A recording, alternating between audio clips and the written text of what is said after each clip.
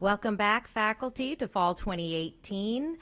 This is our replacement, if you will, of Discipline Dialogue Days with the President and the Provost. So I hope you'll join me in welcoming our new Provost for Ivy Tech, Kara Monroe. Kara, great to have you with us in this capacity. Of course, you've been with us for a long time. Most faculty members know you already, but thrilled to have you in this role and looking forward to sharing this hour with you. You too. So with that, let's get on to our hour ahead, and we're going to talk about the where we're going as a college. So let's start with a big celebration. For all of you, kudos for the great progress our college has made. We achieved, as you see, this last year, 25,803 credentials that our students earned. That is a 22% increase from last year, and as you can see, went to more than 18,000 individuals. Maybe equally exciting is what you'll see next in how those credential increases happened. First of all, I'll say that our associate production remained almost constant during this time, so thank you for those in our liberal arts as well as our applied associate degrees. As you look at the increases by our schools or sectors, if you will, could we go back to that slide? We had a 75% increase in information technology, a 45% increase in our business, supply chain, and logistics, and a 42% in advanced manufacturing. Healthcare was up 18% as well. And what this represents is your intentional work on your campuses to help our students complete in those areas that are in highest demand. We call those hot jobs in Indiana, and I'm so thankful for your work. This really demonstrates the state of Indiana, our commitment to reaching the 50,000 credentials each year that we say Ivy Tech needs to do to contribute to Indiana's goal of that 60% of our workforce having a post-secondary degree or credential by 2025. And this 22% lift in 1 year is amazing. Absolutely. So I know, Kara, you share my enthusiasm. Yes, I do. On that. I personally shared that news with the governor earlier this week. He was equally excited. So let's go on and look at one other positive area we've had. As you all know, enrollment has been a challenge in this growing economy that Indiana has with 3% unemployment.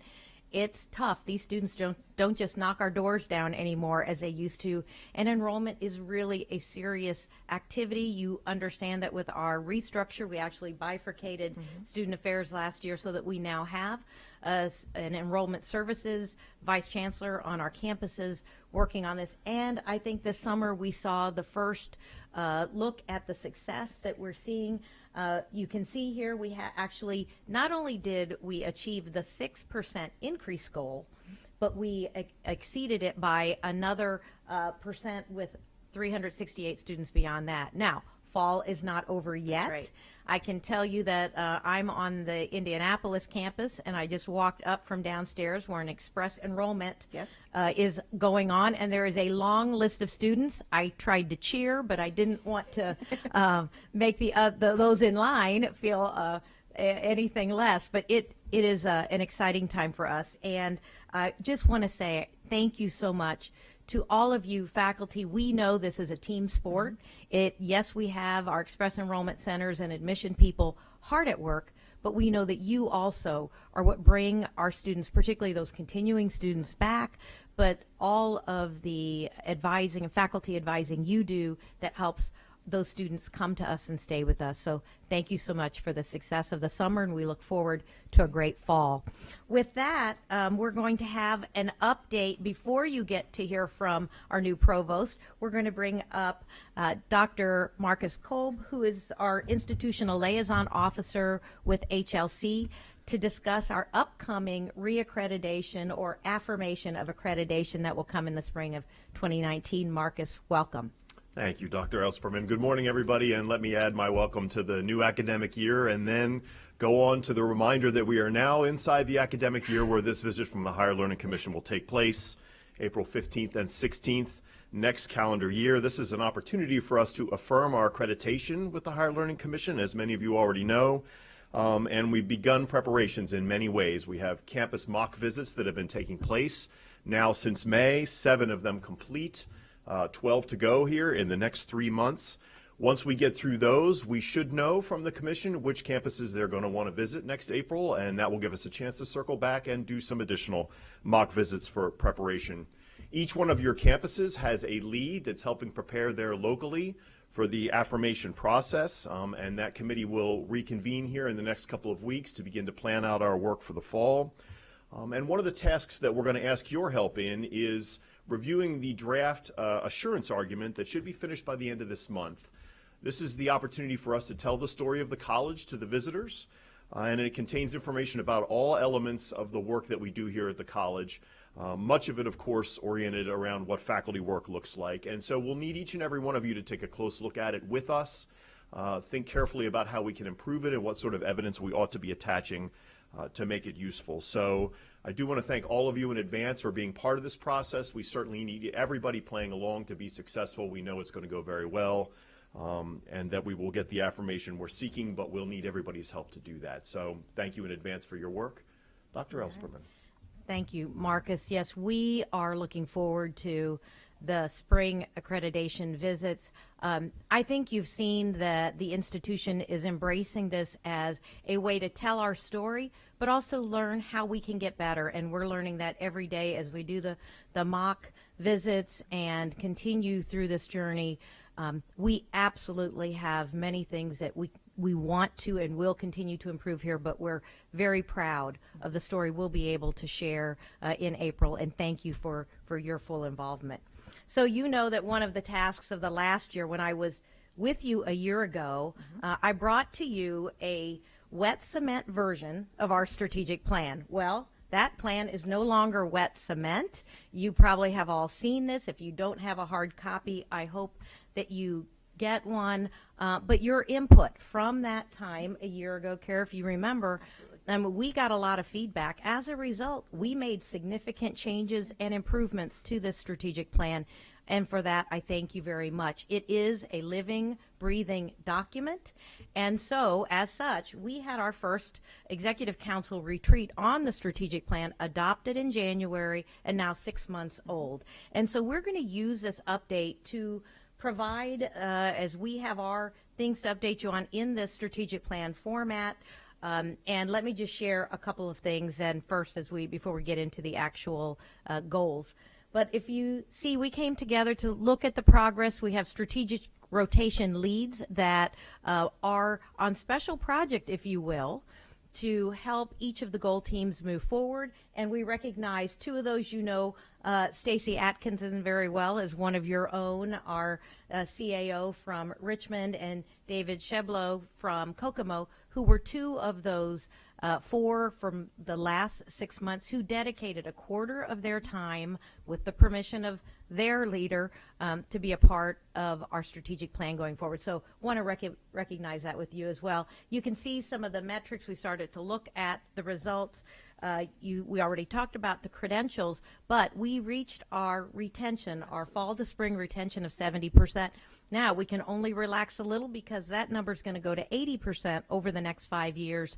And again, knowing that our faculty are such great partners on this, I'm sure we will get there. We will do a full retreat in February where for the first time we will not only report back, but we know within a year there will be tweaks we need to make to the strategies. And as I go through this, you'll see some have been completed, but as the world continues to change around us, we will make adjustments to that. So more to come later in the spring as we get to those changes. So let me begin with the metrics. This is our accountability to the plan. You've seen these aren't new. There's our fall to spring retention number circled in red that we've made. You'll see that last year as the plan was being created, we already had enrollment goals which we missed. And thus so much effort in our summer and now into our fall. 4DX you've seen on many of your campuses with very intentional WIGs focused on leading indicators that ensure that we're attracting not only the 18-year-old students but those returning adults to our campuses. And we hope that we can say next year that we have achieved that next number over, which is in fact a big lift, because we didn't reduce our year one goal. We understand that if we're going to make the 50,000 credentials, we have to have more students on our campuses. We have the capacity. We have the fabulous faculty to do that work. We need to put the effort and learn how to more effectively recruit those folks in. So that's where we ended the year last year. Credentials earned we've talked about. We'll go to the next slide.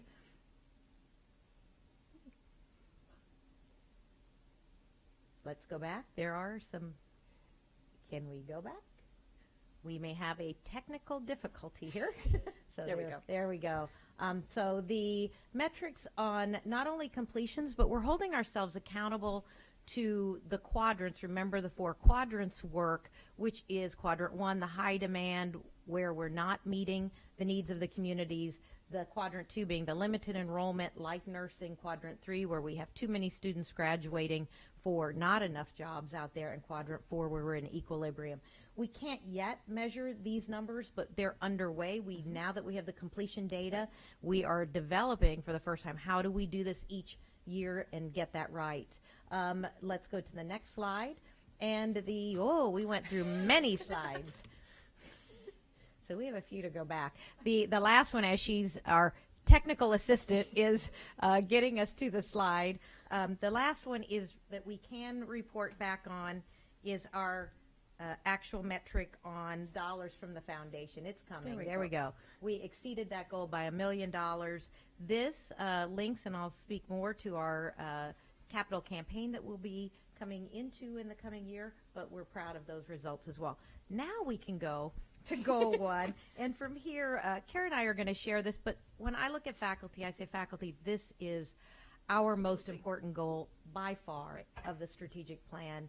It is how our students succeed, and this at the grade level, this rests on faculty's shoulders, and we appreciate all you do in this regard. Wanted to give you a few updates on where we've been with, this is goal 1, strategy 1, which, as you know, our students come with many needs, and so the strategy team working there has really honed in on where they will focus, and as our SGA students also asked us to do, could we focus on this more? And these 4 areas, food security, transportation, mental health, counseling, and emergency funds, are the areas that we want to work with each campus, but also bringing partners to the table. We know a number of our campuses have mental health providers in their communities that you're working with master's students from 4-year programs and graduate programs, et cetera. So we know there's much more, but want to affirm the work that's going on there. You also know that last year we rolled out a pilot for something we called Project Jumpstart, which is a week prior to class, bringing our students in to have a week of preparation where they receive their IVYT training, that 1 credit hour class, as well as any IV prep, and putting in some career preparation, because we know many of those students are still undecided. So that's now, can be pleased to say that we have 12 campuses that have taken us up on that this fall, and 15 in conversations.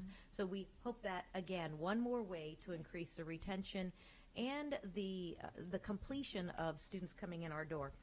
And then finally, we'll celebrate one more time that we've met that retention goal. And I think this is important. Absolutely. Every time we achieve a goal, we want to celebrate that. And when we haven't, we're going to just work harder to try to get to those. So thanks so much to those who have worked so hard on that retention goal. Now I'm going to turn it over to Kara to talk to us about some other student success initiatives underway. Absolutely. Thanks, Sue. And I want to add my welcome back to all of our faculty. I'm so excited to be here with you as we get started here in the fall 2018 semester.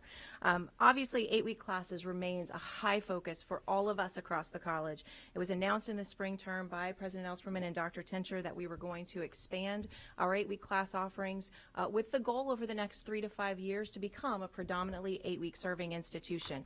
This fall, every one of our campuses have increased intentionally their 8-week course offerings. We have several campuses, Columbus, Terre Haute, and Richmond, who are really leading the way at about 50% of their class schedules being offered in 8 weeks. In addition, our faculty and instructional design team here at the college are beginning to transition our statewide online courses from 16 module courses down to 8 module courses. And I've been excited to see some of the early work on that. I think it looks great, and I think this is one of those things we'll look back on in a few years and go, that's the way we always should have done it. So I hope that I'm right, and we'll find that out in a few years. I want to recognize Dr. Corey Klossman-Ryan and Dr. Stacy Atkinson, who, when I accepted the position of provost, they were kind enough to volunteer to step up and lead our 8-week course initiative across the college in collaboration with our campuses. And they have worked together with campuses across the summer, over the summer, to identify 80 campus champions who will be leading on your campuses our work in 8-week classes. There were 3 each of faculty and staff from our C1 campuses, 2 each from our C2 campuses, and 1 person from our C3. If our campus champions are in the rooms around the state today, we'd love to be in the room with you, but we can't. So we'll applaud from here, but if you could stand and be recognized there on your campuses, we'd like to recognize you as well. So thank you for all of the work that you're doing. We'll applaud. That's right.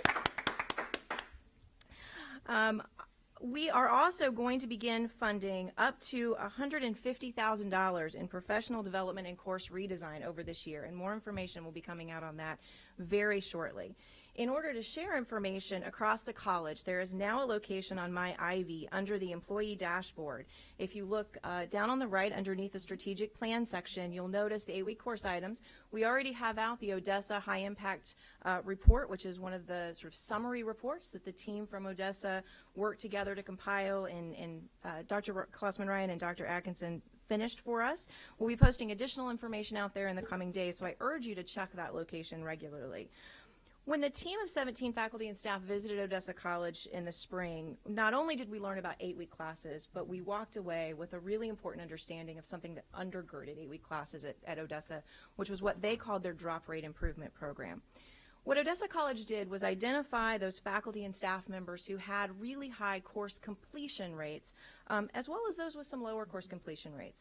They observed those faculty groups, and they identified that while there might not be patterns with those with lower course completion rates, those with higher course completion rates, they saw some patterns of behavior.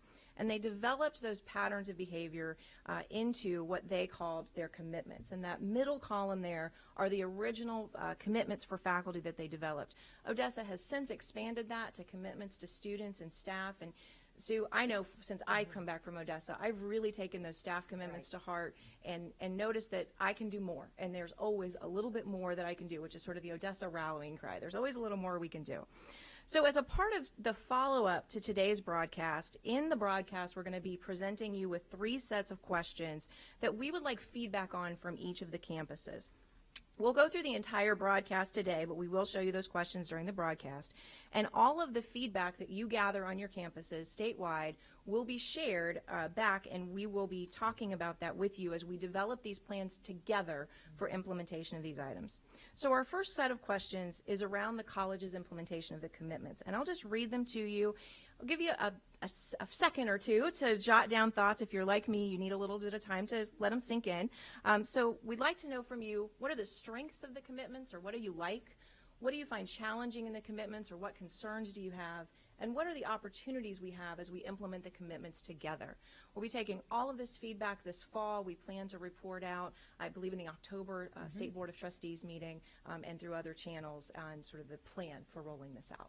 And if I can mention, I Please. think we have in the works to bring the Odessa team here in the October timeframe, Yes. still finalizing days, but I think Absolutely. this is a good time to have conversations with them about how did we really help everyone to integrate these in the way we interact with students, but also in how we operate the college. Absolutely. Absolutely, Sue.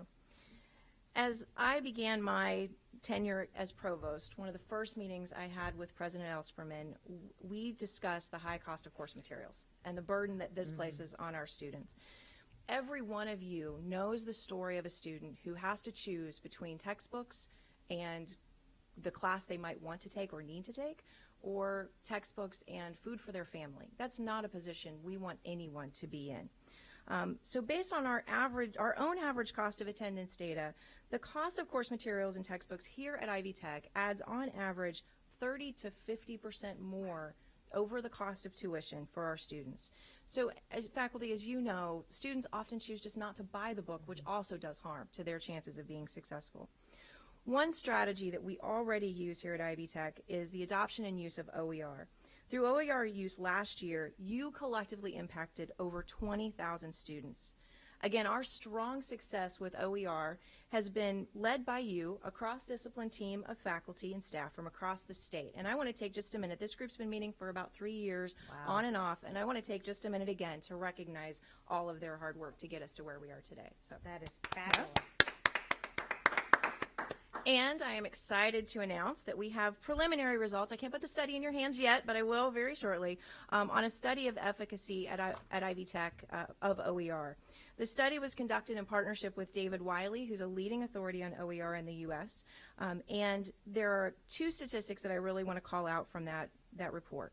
While there's no statistically significant difference in final grades, there is a statistically significant difference in the rate at which students receive a C or better in favor of OER courses, Wow. which is incredibly important for where we want to get to here at Ivy Tech.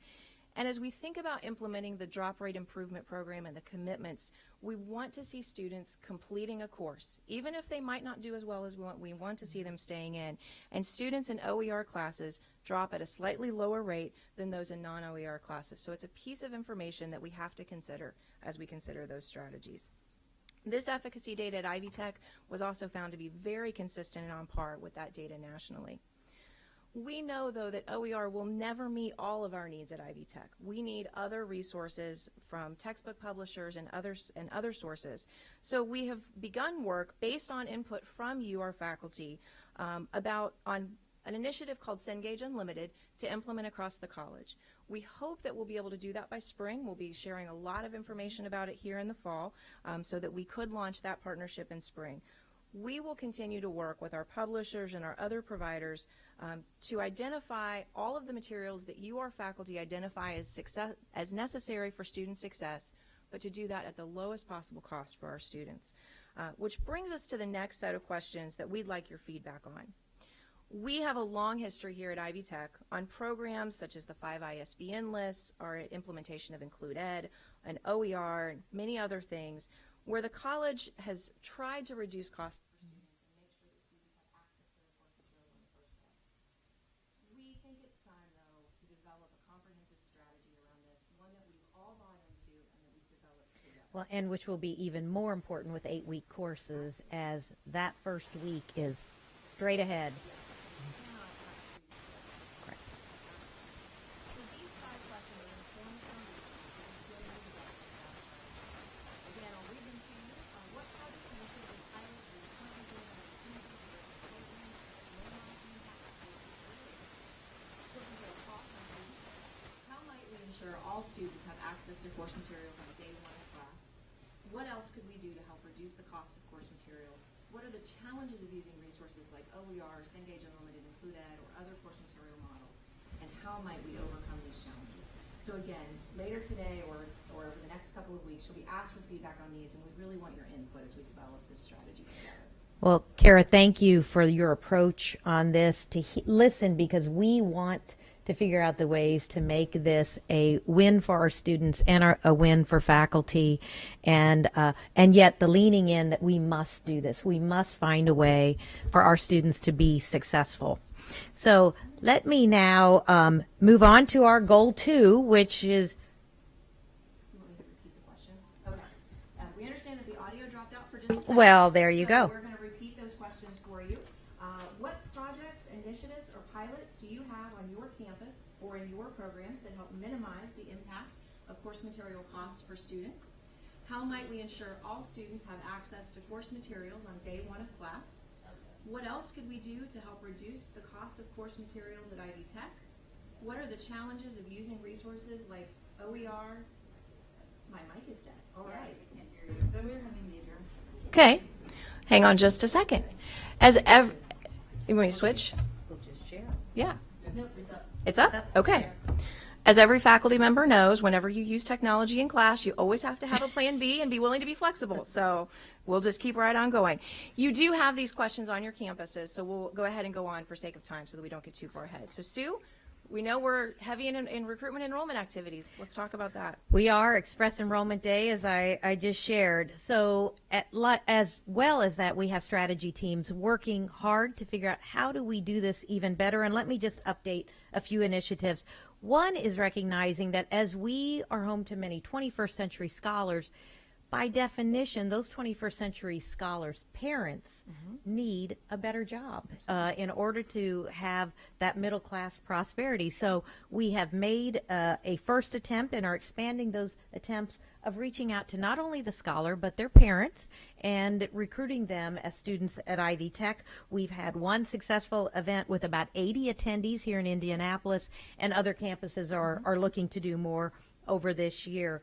We also know that as part of this recruitment, we have to be effective communicators as we recruit, as we do express enrollment, as we do admissions, and for all of us who are talking about Ivy Tech. So we have embraced dimensions of professional communications training, particularly for the enrollment services teams, which includes the recruiters, the SSPs, but not limited to them, also including our workforce alignment and campus leadership, including yours truly here. You have your certificate. I do have my certificate, but I have much work to do to be even better at that. We have had over 150 go through training to date, and as our faculty know, we all can really polish how we communicate and be more effective. We've also continued to work on our efforts to attract, recruit, and enroll those working adults. So as you know from our AYD partnership, Achieve Your Degree partnership with the Indiana Chamber, we now have nearly 150 companies, but we're able to magnify that across the state of Indiana and hope that that will be literally thousands of employees who are working in companies that want to skill them up into even higher levels on that career ladder. So we're very hopeful and appreciative of that program.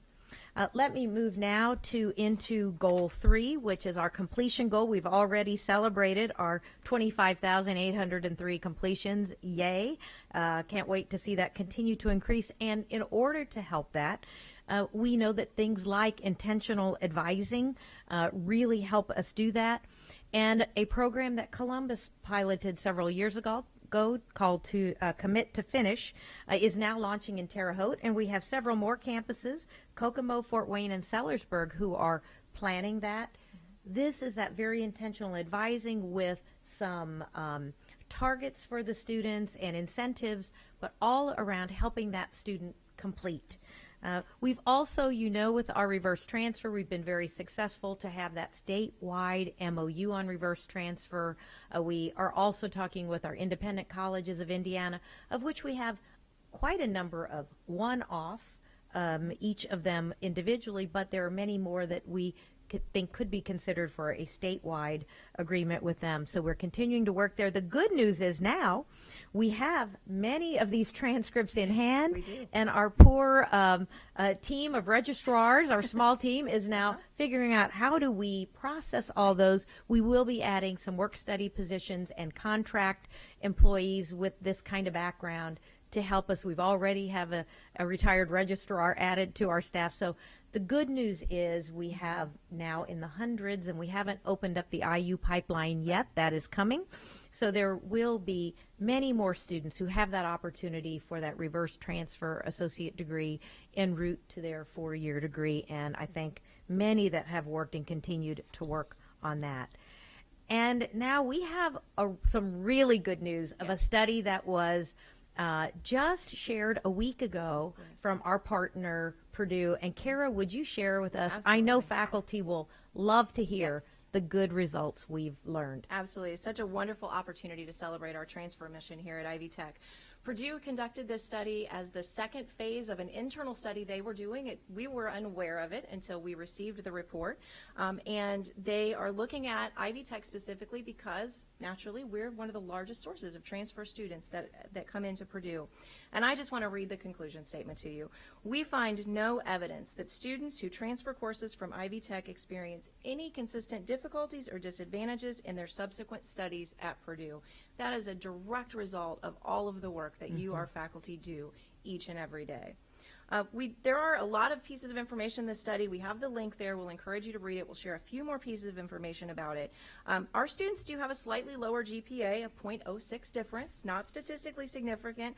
And Sue, as you shared this with our Board of Trustees and with other groups, you've really talked about what that shows about our students and their grit and their perseverance, and it's talked about in the Purdue study as well. Absolutely. They recognize that. And I can't think of an employer who's going to worry about a .06 GPA. Absolutely. But it is quite affirming to hear how well our students are doing. Absolutely. Students with Ivy Tech transfer credit persisted better and graduated on time more often than students without Ivy Tech credit, which again is just another hallmark of the kinds of students that we have.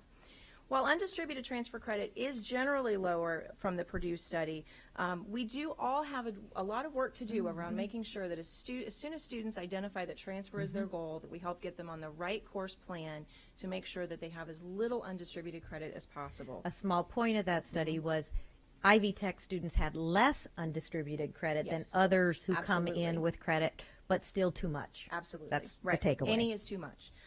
We have provided some insights that we'll show you here on this next slide, but we welcome you again to read the report and provide us your insights as well. We have an opportunity to increase the percentage of transfer as a junior students, which for those of you, if you haven't kept up with renaming, that was our transfer single articulation pathways, or our TSAPs. That's the new name for them, which is transfer as a junior. Dr. Russ Baker and many of our teams across the state are going to be exploring specific opportunities in human services, early childhood, and psychology. The report also identifies that students cannot directly transfer English 111 at Ivy Tech to English 106 at Purdue. Purdue teaches that as a 4-credit-hour class, and so this is an area that we're going to require some further investigation and discussion on.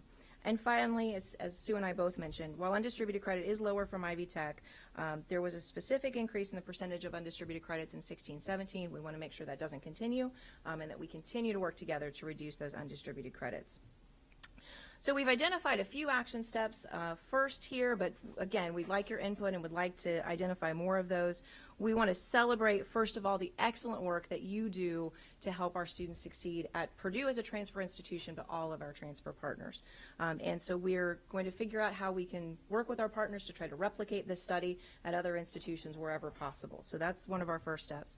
And again, Dr. Baker, in concert with our Lafayette campus leadership and deans of many of our programs, are going to be working on some of these additional action steps over the coming months as we celebrate our success, but always continue to strive for more growth and improvement. So, Sue, our transfer mission is, I think, to both of us, it's a key part of our overall workforce mission as well. The two go hand in hand. So let's talk about our workforce And our mission. faculty really do receive, when we think about why students are graduating on time in the state of Indiana with those bachelor's degrees, you should know that you deserve the credit for that happening. And in fact, if there was one thing I was encouraged earlier this week at the governor's residence with President Mitch Daniels of Purdue and the other four-year institutions, they asked us to really dig into that work and understand what's helping to drive that. And I know a big portion is the work we're doing right here, and kudos to faculty who are doing such an excellent job. So yes, I will go on to workforce now and just speak to that. Remember, workforce is the placement. It is our students not only completing but now entering the workforce successfully. We've done, this is a place we haven't gone before but have piloted a faculty externship in Lake County to help faculty understand what the jobs in their community are, and so kudos to Lake County on that. We're working hard across the college to increase work and learn experiences and developing that infrastructure to do that. I just left the Indiana Construction Roundtable earlier this morning, and that was their number one wish, is for those work-based learning opportunities and to be in partnership with them and all of our industry groups. And then finally, I sit on the governor's workforce cabinet with Danny Lopez, who chairs it for the governor, with Vincennes University and our Higher Ed Commission, IDOE, as well as many industry people. And that work really is focused on this, making sure we're aligned to the workforce needs. So know that there's more to come. Chris Lowry is leading the team that is looking at career navigation. As you all know, there's so much more that needs to be done in the secondary arena and even elementary years on that. So we're working together to really develop a good system for Indiana so that our students can be well focused and that we are in fact offering the programs that will help our students become great employees of companies in Indiana. So more to come. The Ascend efforts on how that career placement will look are underway in design, so I'll have more to report soon. I do want to share one more study, which is our College Value Index report. It's the Purdue Gallup report that's just come out, and in fact this link is not yet live with CHE, but you'll be able to get to it. Just 3 things to pull out of it. I hope you'll all get the opportunity to read the entire report, but 3 findings that should make you feel very good. First, 91% of those surveyed, and it was several thousand Ivy Tech graduates at the associate degree, if they had it to do all over again, they would still obtain that associate degree. That's quite amazing, right, as life goes on. 83% said they are satisfied with their Ivy Tech education. That's good. Probably can do even a little bit better there. And 72% say they are deeply interested in the work that they do. That, to me, says that we helped them find their vocation in life to make the difference they want to make. And I hope that you all see that as affirming as well. I can tell you not all institutions receive those kind of numbers. And again, we should take credit for doing a very fine job, but always ways to improve. So let me go now to Goal 5, which is our employee goal, of which faculty, of course, you're our center point of those employees, incredibly important to this institution being successful. And just a couple things that I'll mention here is that the teams that have been working on these strategies are looking to set up innovation space on each of our campuses. That is for that creativity and innovation so that we have places to gather, to think together in new ways, and to continue to move the college forward in that innovative vein. We're looking at, from an HR policy, something that we call the alternative work location. We want to offer more ways for our employees to get the job done, and for some, that may be done from a different campus or site, and we're looking at how would we roll that out across the college. Again, more to come. And the Adjunct Faculty Development Institute, which is already in place on 5 campuses, we'd like to expand that. You know, we've got many opportunities to support our adjunct faculty even better, that professional development and a commitment to doing that. So again, in those first 6 months, nice movements on that goal as well. I'm going to turn it to you because another piece of this employee goal relates to our next topic. Absolutely. Thanks, Sue. In 2017 and 18, Sue, you and Dr. Tenscher convened our inaugural statewide faculty council. As we all know, this is an important group in the college that we needed to have established here. So our 2017-18 inaugural faculty council members are displayed here on the screen. And again, we wish we were in the same room together. It's more fun that way. But if you join me in recognizing all of those members who have served you in the past year, and particularly our chair, Gwen Eldridge, who has served this year and will continue as our chair through 18-19. Yay. Yay! As a part of their work this year, the Faculty Council adopted some bylaws as well as a statewide transition plan to set the stage for how new members will come in and members will cycle off.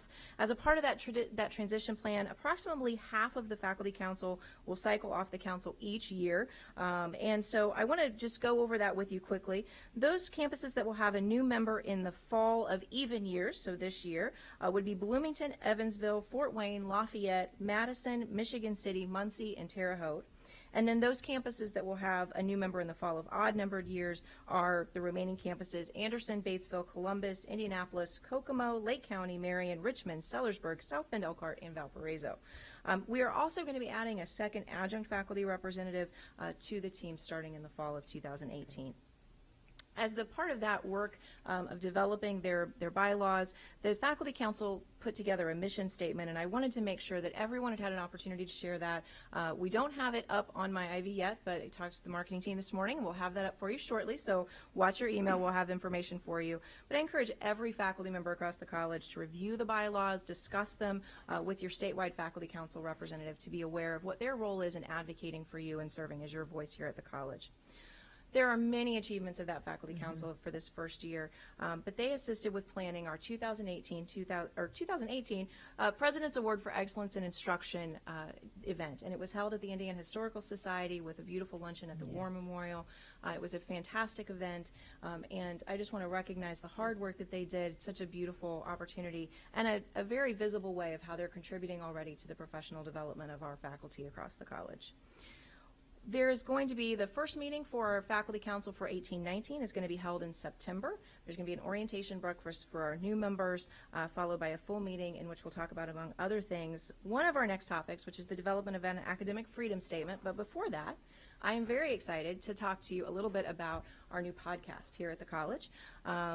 This was something that, as I came into the role of provost, I wanted to do something a little bit different for how we communicate with the college, and I wanted it to be something that is yours. So we have a podcast now together called Our College, Your Voices. For all of those that already listen to podcasts as much as I do, I hope that you'll add it to your subscription service, and you can add it to your regular listening rotation. Right now, we're focusing on new episodes once a month on the first day of each month. We, just before we started today, Ann and I were talking about ways we might get to more often, but we're not quite there yet. The goal of the new podcast is to share our story as Indiana's community college and to share it in your voices. Our first 2 episodes have already gone live, the first on transfer and the second on 8-week classes, and we record our September 1st episode tomorrow. And that episode is going to be about bringing all of the great ideas that you have to the forefront of the college through activities like Simplex and Innovation Day and Circle of Ivy Grants and the Student Success Summit, all of which launch right here as we head off the fall semester. So these are your stories. We want to hear from you on show ideas, comments, questions. You can email us at the website or the email address on the screen, ourcollegeyourvoices@ivytech.edu. You can always tweet to me as well. We've gotten some great show ideas already through Twitter at KNM Tweets, and we'd just really love to hear from you. I'm up next. Yes. I don't know why I looked at you again. So if you listen to the second episode of the podcast on 8-week classes, you're going to hear me specifically asking our panel members what worried them when we first launched 8-week classes, and what do they dislike about teaching 8-week classes. We have a history here at Ivy Tech of talking honestly about those things and being able to do that. That said, as Sue and I met again, as I started my time as provost here, this was something that we both agreed his time has come. We need to develop an academic freedom statement, and we need to do it collaboratively with broad input across the college, just as we're doing on the commitments, just as we're doing on course material strategy this year. So this is one of the main initiatives that I'm looking at this year is developing with you this statement. Having a statement on academic freedom will further strengthen our collective journey in trust and transparency across the college, and provide all of us with just a layer of understanding of how we view academic freedom together. Throughout the development, we're going to work closely with our Faculty Council, and we'll provide updates to all of you as we continue to do that work. So again, these questions will be reviewed with you later on in the next couple of days. Sue? All right. Well, one other area where we've heard a bubbling of concern coming out from staff, but faculty as well, and wanted to try to at least clarify some of what's behind those hubs. So wanted to take a moment and really talk about why hubs. Why did we do this thing? If you remember with the restructure project a year ago, this was one of the recommendations from that team, your colleagues, that we could be more efficient. So I do want to talk about really the true purpose. It is to improve quality and efficiency of what we will call our back office, those non-student facing activities that we must do as an institution, whether it's HR tasks, marketing, things that don't touch the student directly but need to be done. It behooves us to be as efficient as it is we can while it's high quality, and in some cases that's the outcome here. We want to provide through that some internal funding source, if you will. We do expect a reduction in headcount on those activities, which then can be invested in our student-facing activities, which includes you as faculty, be able to invest in programs, equipment, and better student services. You saw those wraparound services that we can't offer on all of our campuses, but very much need to be able to do more. So the hubs process is intended to allow us that investment that can be put towards our student. So far, let me just talk about how it works. A team is formed of campus C1, 2, and 3 members, as well as systems office staff who do the work. The teams then use Simplex and Ivy Lean to understand the current state and design a more effective future state. So it's designed by our team, and then that proposal goes to the Executive Council for with a recommendation and approval. So far, if we go to the next slide, you'll see where are we. We've already implemented completely the Safety and Security Hub, which is working very well, much higher quality and in a more efficient manner. In implementation right now are finance, ICAP, which is our dual credit or dual enrollment model of online courses that we've rolled out. That's a hub in Madison, Indiana, which is just getting up and running as the school year starts. Grants, marketing, and payroll. You can see there's a large group under here that are still, they are in analysis right now. There are teams working on those, and as those come out, more information comes forward. So my ask is that this is very thoughtful work. Yes. It's for the good of the college. It makes sure, I've always said, I won't go to the General Assembly and ask for more money until I know we are deploying those taxpayer dollars at their highest level. The hubs are allowing us to do that, to improve quality and efficiency and unleash some funds internal that we can deploy towards our students, towards our faculty, towards our programs, to make sure that we are the best college we can be. So I hope that's helpful now. Let me run forward. We're quickly running out of our 1 hour. So goal 6 is our financial goal. Just a couple things to mention. We have launched an alumni engagement plan. That is going well to re-engage alumni with the college. There will be a statewide capital campaign that you'll hear more about. We're entering what we call the silent phase, where we only talk internally about it, but you'll hear more. And then you've heard me talk about the 1 million square feet, that across this system of 6.6 million square feet as a college, we could operate with less, which gives us more dollars to put to the student, to faculty, to programs, et cetera.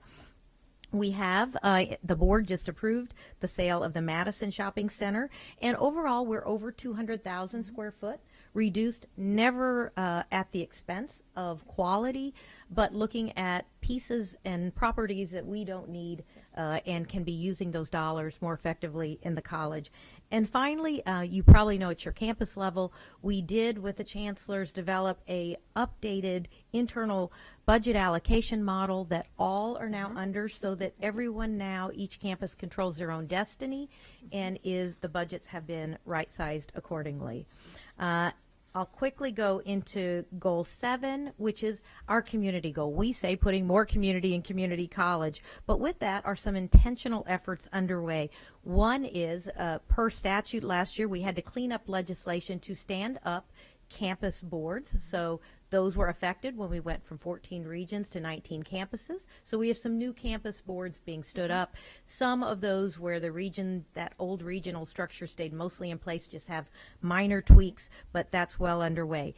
Some of those campuses, which again, kudos to leadership and faculty and staff on those campuses, are setting up county advisory boards to make sure that every county within their service area is having its needs met, and I look forward to how that goes going forward. Also in that area of helping our communities deal with their most pressing needs, I think everyone would say mental health and the health of Indiana.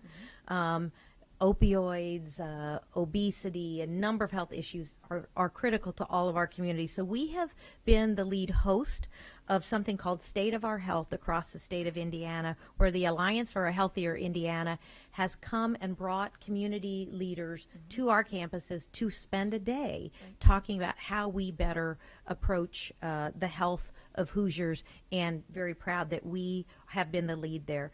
And then within that goal, part of it is to really leverage the system of 19 campuses we have, and that's to find a way to better share our best practices, and that work is underway as well. So kudos to the great work of all those who are involved with the strategic plan on one of the strategy teams, and many of you in the room are, so thank you, but also to the many things happening on our campuses and statewide that are helping us become a better college. Absolutely. And with that, I'll turn it to you, Kara, to take us home. Thanks, Sue.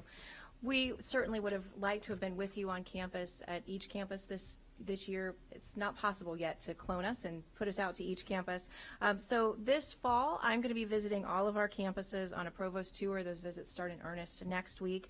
Those will be full-day visits in most cases to visit with faculty, staff, students, and it's a listening session. Well, Sue mentioned I've been at the college for over 20 years now.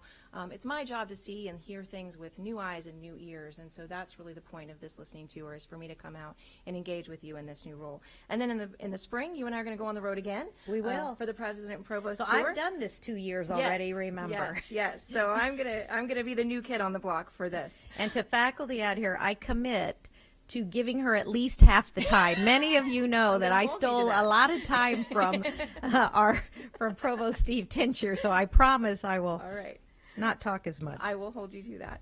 And I'd like to ask Dr. Kolb to come back up and talk a little bit about future plans for this event before we close for today. Thank you, Dr. Monroe. I have to say, Sue commented this morning on the number of students we have here involved in express enrollment, but the campus is quite quiet today compared to how it's been the last couple of years for the previous discipline dialogues, and we missed the noise and activity and conversations that went on. And in the spirit of that, we've initiated a process review around discipline dialogues, taking the feedback that you all have shared with us to think about how we might keep this event moving, but do it in a way that better suits the faculty that it attempts to serve. So with that process review underway, our eyes are on Thursday, August 8th of 2019 as an opportunity to bring us back together as a faculty, celebrate our affirmation of accreditation, and do something in the spirit of dialogues that allows us to continue to have this conversation as one faculty at the same time across all of our campuses. So we'll be looking for feedback from you all as we go through this process review, but we look forward to keeping the dialogues moving in a new and fresh way that serves everybody well. Dr. Monroe? So as we end today, I just want to remind you that you do have a few homework assignments. You have 3 sets of questions that we would like feedback on. Your campus academic officers and some facilitators that they've identified on each campus will work with you to get the feedback on those questions. As we wrap up today and you get back to all of the other activities planned on campuses today and tomorrow and into next week as we prepare for our students to come back, thank you first for always putting our students at the forefront of everything we do. You provide outstanding instruction and amazing support to our students through advising and coaching and mentoring. We know, just as you do, every study shows us that the biggest difference we can make for a student is the relationship they have with the faculty. You are the key to every one of the strategic goals that we looked at today. We want to thank you for reinforcing a growth mindset with our students, but also in our own culture. I didn't count, but Sue and I several times today said, we're doing great, but we want a little bit more, and that is just a part of the hallmark of our culture. And finally, just thank you for making Ivy Tech such a special place for each and every one of us. I get the opportunity to visit a lot of different institutions. I serve on the Peer Corps for the Higher Learning Commission. There is no group of people that I would rather do the hard work with here than our Ivy Tech family. So thank you again for everything that you do. Welcome back to the fall semester, and we are excited to see what's in store. Thank you, Kara. Thank you, faculty, and let's have a great year. Thank you.